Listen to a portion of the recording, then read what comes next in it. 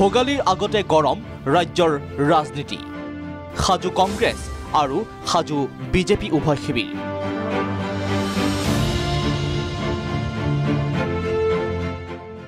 25 জানুৱাৰীলৈ উত্তপ্ত হ'ব ৰাজ্যৰ ৰাজনীতি ৰাজ্যজুৰি চলিছে ভোগালী বিহুৰ প্ৰস্তুতি ভোগালীৰ নিশা ভোজ ভাত খাই দুমাহীৰ পুৱা মেজিৰ তাপ ল'ব ৰাজ্যবাসীয়ে দুমাহীৰ পুৱাৰ ভাগতে কমিব মেজিৰ তাপ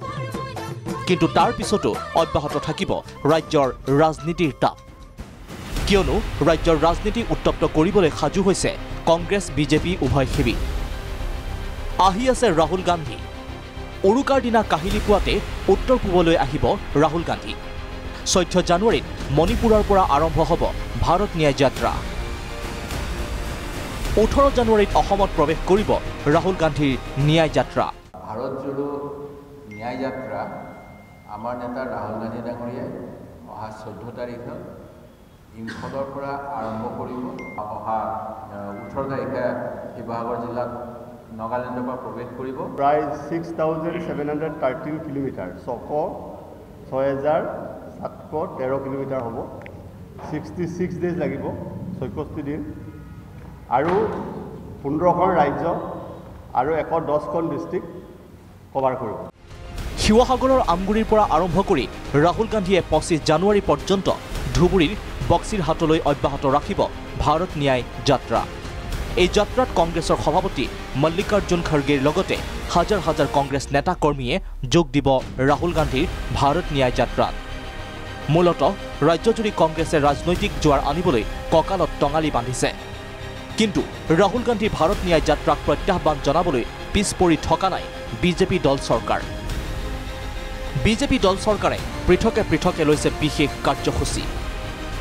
16 পৰা 25 জানুৱাৰীলৈ 10 লাখ ৰেচন কাৰ্ড বিতৰণ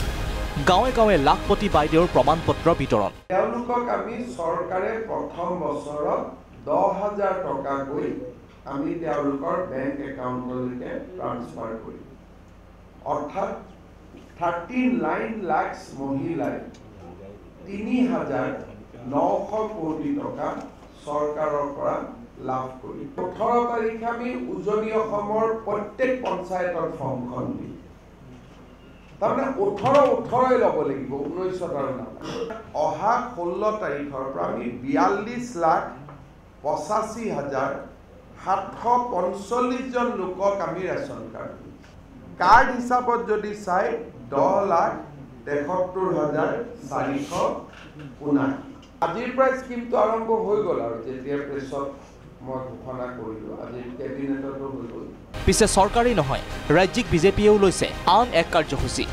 জিলাই জিলাই চলিব বিজেপি যুৱ মৰ্চাৰ বাইক ৰেলী যোৰহাটত 1000 বাইক ৰেলীৰ নেতৃত্ব ল'ব মুখ্যমন্ত্ৰীয়ে